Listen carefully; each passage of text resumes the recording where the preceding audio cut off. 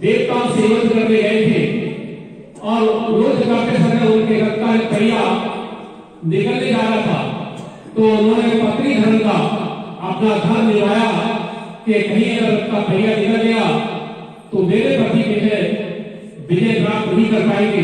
तो उन्होंने अपनी उंगली लगा दी, रथ के पहिया को निकलने नहीं दिया और तब तक लगाए रखी रही, उंगली कट भी गई, खून भी निकला, पर तब तक लगाए रखी रही जब तक उनके पति ने विजय प्राप्त नहीं कर ली।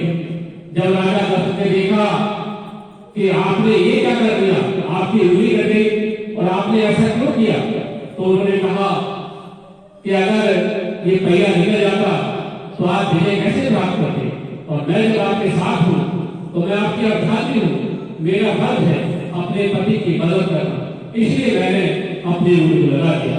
तो राजा दशरथ ने वरदान दिया था, राजा दशरथ ने उन्हें वरदान दिया था कि आप जो भी मुझसे मांगोगे मैं आपको दूंगा। तो उन्होंने उसी समय वचन दिया था कि मैं समय आने पर आपसे वरदान मांगूंगी। तो राजा दशरथ से माता कैकेयी ने उसी समय वरदान मांगा। उस समय का वरदान उनके सामने रखा कि राजन आपने मुझे जो है जो वरदान दिया है उसके बदले में आज मैं आपसे अपने पुत्र भरत के लिए राजपाट मांग रहे, राजतिलक मेरे बेटे को होना चाहिए। हालांकि राजा दशरथ को ये बात बहुत बुरी लगी। उन्होंने कहा आप जो चाहो वो मांग लो, पर मेरे राम को ही राजतिलक होना चाहिए।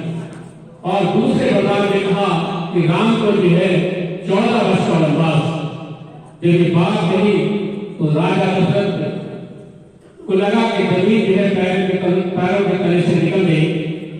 और जब ऐसा हुआ कि राम को जो है 14 वर्ष का वनवास और भरत के लिए तिलक, तो उस समय भरत भैया घर राजमहल में नहीं थे।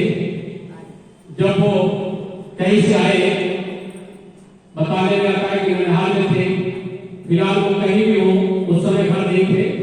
जब वो आए तो उनकी माता जो है उनके सामने थाली सजा करके आती की और पुत्र के सामने लेके कि मेरे बेटे को सुबह राजतिलक होगा तो मैं अपने पुत्र की आरती करूं।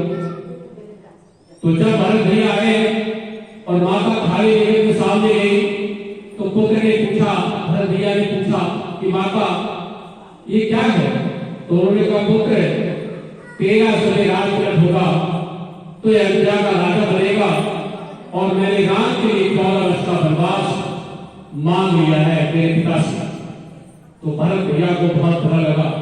उन्होंने कहा मां आपने ये बहुत बुरा किया, बड़े भैया को राजतिलक होना था, वो राम है, भगवान है, मेरे भगवान है, आपने ये क्या कर दिया? तुम आज से मेरी मां नहीं हो। और वो मां को क्या करके तुरंत चले गए, घर से बाहर चले गए और उन्होंने बाहर जाकर के अपनी कुटिया बनवाई, वहां जाकर के अपना राम नाम का जाप करते। एक बार जो है जब देखा कि जिस समय भगवान राम को और लक्ष्मण को रावण से युद्ध करना पड़ा था और मेघनाथ की जब शक्ति लगी थी लक्ष्मण को, मूर्छित हो गए थे, तो सर्जिकल बूटी लेने के लिए उधर हनुमान जी गए। और जो हनुमान जी वहां से सर्जिकल बूटी की जगह थोड़ा पहाड़ी लेकर के आ रहे थे तो भरत भैया को उनके सेवादार ने बताया कि भैया कोई राक्षस पहाड़ लेकर के आ रहा है, ऐसा ना हो अयोध्या को फिर डाले। भरत भैया ने देखा और उन्होंने जो है अपने तीर से हनुमान जी को नीचे गिरा दिया। जब उनके मुख से राम निकला तो उन्होंने कहा ये तो कोई हमारे भाई का सेवक है। तो उन्होंने कहा आप कौन? तो उन्होंने कहा मैं राम का दूत हनुमान हूं और लक्ष्मण भैया को शक्तिवान लगा हुआ है, वो मूर्छित पड़े हैं और मैं उन्हीं के प्राण बचाने के लिए भगवान राम के आदेश से सर्जिकल बूटी ले जा रहा था और इस बीच में आपने बाण मार दिया।